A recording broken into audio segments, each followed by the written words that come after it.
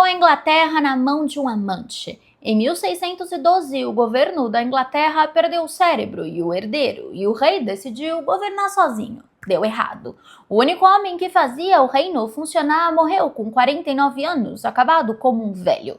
O príncipe que o país inteiro via como esperança morreu aos 18 de febre tifoide. E o James da Inglaterra olhou para esse cenário e tomou a pior decisão possível: não substituir ninguém do governo. E o que veio depois foi um colapso em câmera lenta, favoritos mandando mais que ministros, um escândalo de envenenamento que contaminou a corte inteira e um parlamento tão inútil que entrou para a história como o estragado.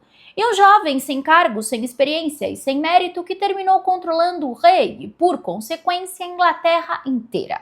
Oi, coroados e curiosos, eu sou a Steph e hoje a gente abre o arquivo dos anos mais caóticos do reinado do James. Sim, podia piorar e piorou, quando o sistema que ele segurava desmoronou de vez e que ocupou o espaço foi pior do que o vazio.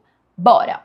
Robert Cecil entrou para a política em 1584, assumiu o lugar do pai em 1598 como chanceler.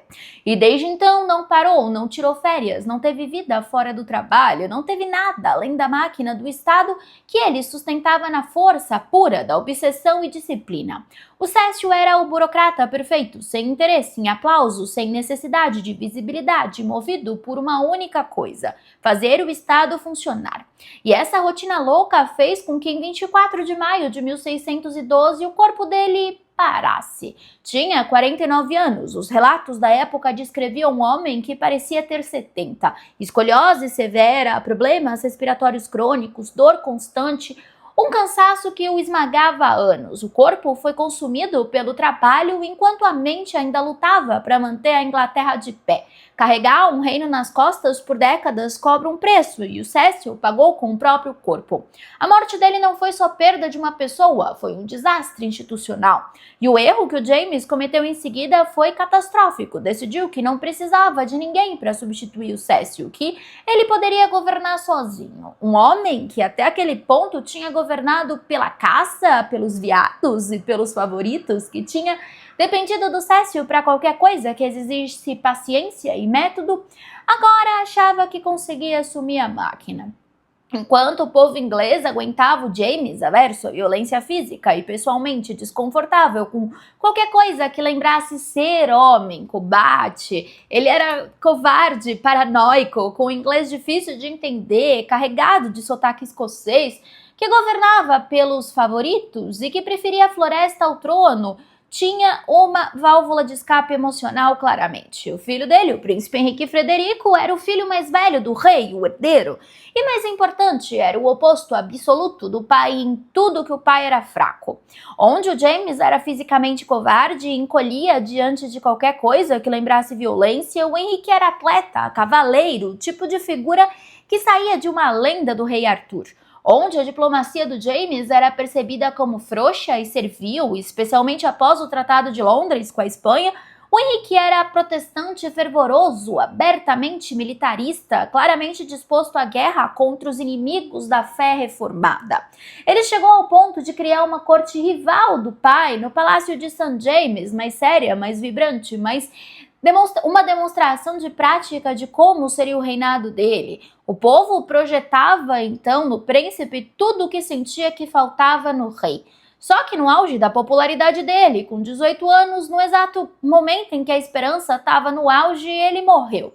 Provavelmente de febre tifoide, embora os registros da época não permitam um diagnóstico absoluto. Uma doença horrível que transformou a vitalidade daquele corpo jovem em semanas de agonia, sem glória nenhuma.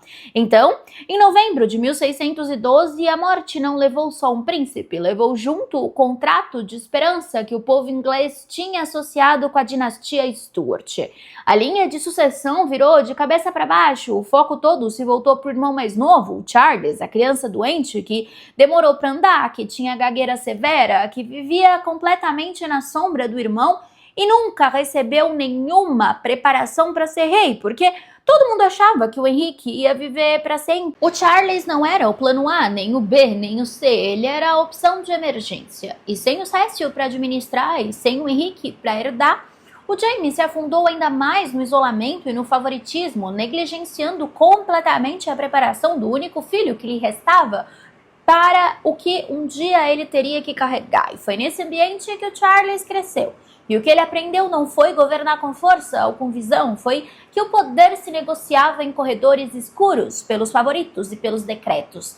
A linha da morte do Henrique em 1612 até a execução do Charles I em 1649 é direta. E aí você pensa, a corte tá jururu, tá todo mundo triste, o rei tá sem dinheiro, então vamos fazer o quê? Arrumar um casamento com dinheiro que ele nem tinha. Em fevereiro de 1613, o James organizou o casamento da filha, Princesa Elizabeth, com o Frederico V, eleitor do Palatinado. E foi pelo padrão do reino falido e politicamente isolado que o James governava o maior espetáculo que Londres tinha visto em anos, fogos de artifício tão barulhentos que estilhaçaram as janelas dos mais pobres e aterrorizaram os animaizinhos por toda a cidade. A Elizabeth entrou na Capela Real vestida de branco e prata, escolha chocante para a época, com o cabelo solto coberto de diamantes, descrita pelos contemporâneos como brilhando tanto que parecia uma alucinação. As festas duraram semanas. O James prometeu 40 mil libras de dote, uma fortuna absoluta. Só que, para conseguir isso, lá foi ele ressuscitar impostos feudais antigos e esquecidos, odiados pelo povo, arrancando de uma população que já se sentia esmagada. E por que ele faria isso, meu Deus do céu? A lógica do James era: o casamento serviria como demonstração de poder sem precisar gastar um centavo em exército, ligar a Inglaterra ao centro da política protestante alemã. Ele via uma projeção de influência, aparecendo como um ator relevante na Europa. O que o casamento realmente comprou foi outra coisa. O Frederico V, anos depois, aceitou a coroa da Boêmia, uma decisão que seus próprios aliados consideravam precipitada e perigosamente otimista, e um movimento que provocou a reação católica que desencadeou a Guerra dos 30 Anos, o conflito mais devastador da história europeia até então. A Elizabeth e o Frederico, sem spoilers, acabaram sendo expulsos, perderam tudo, e os filhos deles vagaram pelas cortes da Europa como mendigos reais. O dinheiro então roubado do povo inglês via impostos medievais financiou o prelúdio do maior conflito do século. A princesa dourada não partiu como noiva feliz, partiu como peça de xadrez enviada para um tabuleiro muito mais perigoso do que qualquer um admitiu naquela época. Agora eu vou contar para vocês uma história que é assustadora. Envolve um homem apodrecendo na Torre de Londres porque foi envenenado, o rei fingindo que não via e uma conspiração de um favorito. A história chama isso de caso Overbury. Em setembro de 1613, o Thomas Overbury morreu na Torre de Londres. A causa oficial foi doença natural. E por quase 2 anos ninguém questionou.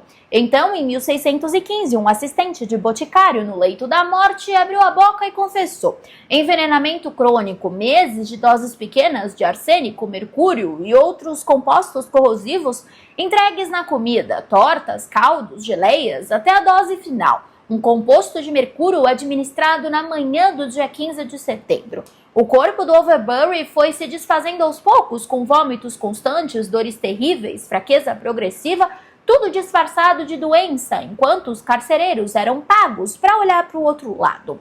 Não foi um assassinato, foi uma deterioração planejada, lento o suficiente para parecer doença, controlado o suficiente para não levantar suspeitas cedo demais. Para entender por que o Overbury foi morto, você precisa entender o que ele era. Como a gente já viu, o Robert Carr era o favorito do James desde a queda do cavalo, em 1607. O rosto da operação, o objeto do afeto do rei. O Overbury era o cérebro nas sombras. Ele escrevia as cartas do Carr, dizia o que ele devia sussurrar no ouvido do rei e definia a estratégia por trás do crescimento, da ascensão do Carr. Uma simbiose baseada em ambição mútua e não em lealdade. Esse é o ponto. Só que quando o Carr se apaixonou por Frances Howard e quis se casar com ela, o Overbury se opôs com todas as forças. E não foi por ciúmes, foi porque ele sabia que a família Howard engoliria o Carr e cuspiriam ele para fora. Mas o problema maior, além dele ser contra, era que ele sabia demais, segredos de Estado, negociações delicadas e detalhes da relação do Carr com o rei. Então ele tinha que sumir. A armadilha foi elegante na crueldade. O Carr convenceu ao James a oferecer ao Overbury uma missão diplomática no exterior, que significava, em outras palavras, um exílio florido. Ele não aceitou, mas olha só, recusar uma ordem do rei era crime de traição, punível com morte. Então, com a assinatura do próprio James, que não sabia o que iria acontecer ou fingindo não saber, o Overbury foi mandado para a torre. A noiva do Carr, Frances Howard, assumiu o resto, trocou o chefe da torre por um aliado, colocou um homem de confiança como carcereiro pessoal e montou a operação de envenenamento com uma eficiência que dá arrepios. Quando a confissão veio à tona, o James nomeou o Edward Coke e o Francis Bacon para investigar. Eles eram rivais ferrenhos que se odiavam, mas o rei precisava de pessoas sérias e uma investigação que parecesse séria sem chegar perto do trono. Os cúmplices menores foram julgados e executados em 6 semanas. O carcereiro, a confidente, o tenente da torre e o boticário. A Anne Turner, que tinha colocado na moda aqueles rufos amarelos na corte, foi enforcado usando humo e o carrasco também usou. A moda dos rufos amarelos desapareceu da Inglaterra nas próximas semanas. No julgamento do Carr, tinham 2 homens posicionados atrás dele, prontos para jogar uma capa em sua cabeça e arrastá-lo para fora se ele começasse a gritar os segredos do rei. E isso mostra o quanto o escândalo chegou perto do trono. O Carr foi condenado à morte depois de dizer que não sabia de nada. Frances Howard confessou e também foi condenada. Só que, como tudo acaba em pizza quando se trata de ricos, o James não assinou a sentença da morte dos dois. E em 1622, eles foram perdoados oficialmente. Para o povo, aquilo confirmou o que todo mundo já suspeitava. Tinha uma justiça para quem tinha acesso ao rei e outra para todo mundo.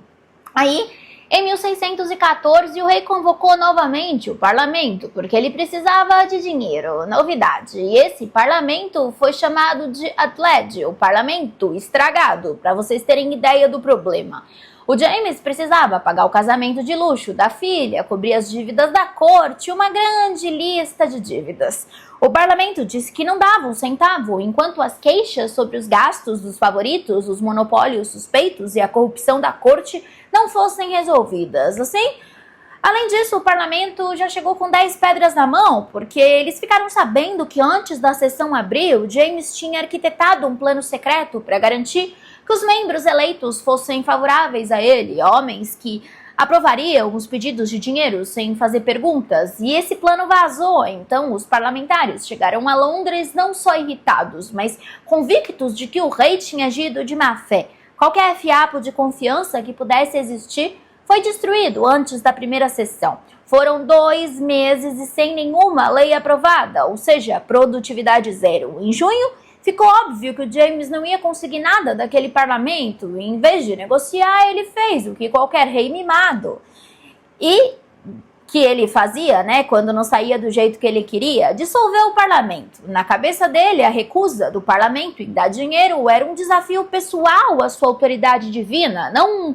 processo político normal que exigia negociação. Para ele era um insulto. E é claro que você já deve imaginar que essa dissolução não foi uma demonstração de poder, foi uma confissão de incapacidade dele de governar dentro do sistema político que existia há muitos anos. E o dano à reputação do rei foi permanente. O parlamento estragado não foi um evento isolado, foi mais um tijolo no muro de ressentimentos entre a coroa e o parlamento, e dali em diante isso só piorou. O James, além de mimado, fugidor de conflitos, ele era igual àquele meme: eu preciso de um companheiro. Com o Carr destruído pelo escândalo Overbury, o quarto do rei ficou vazio e a corte estava farta do cheiro de mercúrio e dos julgamentos públicos. Tinha um desejo por algo novo, por um recomeço que lavasse a imagem da monarquia. E foi nesse momento específico que o George Villeroy apareceu. É claro que a chegada dele não foi um acidente, foi uma operação, um grupo da velha nobreza que via o próprio poder diminuindo com o sistema dos favoritos, precisava de um canal de acesso ao rei. O plano era usar o Villeroy como influenciador, um rosto carismático que daria a esse grupo controle sobre o monarca. Só que eles não pensaram na possibilidade de que o Jorge poderia gostar tanto do poder e poderia jogar por si mesmo. Os relatos da época sobre o Viserys são unânimes de um jeito incomum. Ele dominava todas as artes sociais necessárias para brilhar na corte. Ele era a personificação do cortesão ideal, era alto, bonito, um chuchuzinho. E ele construiu a própria imagem com precisão para um público de uma única pessoa, o rei. O Jaime escreveu cartas para o Viserys com uma intensidade afetiva que os contemporâneos notaram e registraram. Infelizmente, a gente não pode dizer com certeza se eles foram pro vamos ver, mas a dependência emocional e política era pública, notória e, por si só, uma ferramenta de poder que sinalizava a todos que a influência do Viserys era inquestionável. Em poucos anos, numa velocidade que chocou a própria corte, o Viserys passou de completo desconhecido ao topo da nobreza. A velocidade mostrou que o sistema de mérito e progressão estava suspenso já há muito tempo, no caso. O que valia era a preferência pessoal para tudo. Ele conseguiu o mesmo cargo que o Robert Carr tinha conseguido anteriormente, o Gentleman of the Bedchamber, que era a chave mestra, significava estar presente quando o rei acordava, quando tomava decisões, quando estava mais vulnerável. Quem controlava esse acesso governava mais do que quem estava no conselho. O Viserys percebeu isso e usou, colocou a família dele em posições-chave, construiu um ecossistema inteiro de poder leal a si mesmo e substituiu a estrutura do conselho privado por uma rede pessoal, só dos favoritos do favorito. Qualquer pessoa que quisesse um cargo, um favor ou uma audiência com o rei tinha que passar pelo Viserys. No final das contas, o plano da velha nobreza de usar o Viserys como canal funcionou, mas funcionou até demais. A ferramenta virou o destino. Os criadores dele foram descartados e o ressentimento que isso gerou na aristocracia estabelecida foi profundo. As regras que tinham sido seguidas por gerações foram reescritas para beneficiar um único homem, um poder sem freio, concentrado numa relação pessoal. É imenso enquanto a relação dura. Quando falha, toda a estrutura colapsa junto. Viserys e o que ele representava não teria vida longa. Ele não só substituiu o cara, ele substituiu o próprio sistema. E quando o poder deixa de ser a instituição e se torna pessoal, o problema não é se vai dar errado, é quando. Mas esse é para o próximo episódio, porque enquanto a corte afundava cada vez mais em intriga e favoritismo, outro problema já estava se formando e não era pequeno. Um projeto econômico que prometia resolver e só piorava, um juiz que teve coragem de fazer o que ninguém fazia, dizer não ao rei. E no meio disso tudo, James toma uma decisão, voltar para a Escócia, 14 anos longe do país onde ele aprendeu a sobreviver politicamente. E o que ele encontra em 1617 já não é mais o mesmo lugar. Assim como o homem que voltou também não era mais o mesmo rei. E amanhã a gente já volta para o nosso James às 8 horas da noite, toda segunda-feira. Vocês viram como eu tenho tudo muito bem calculado?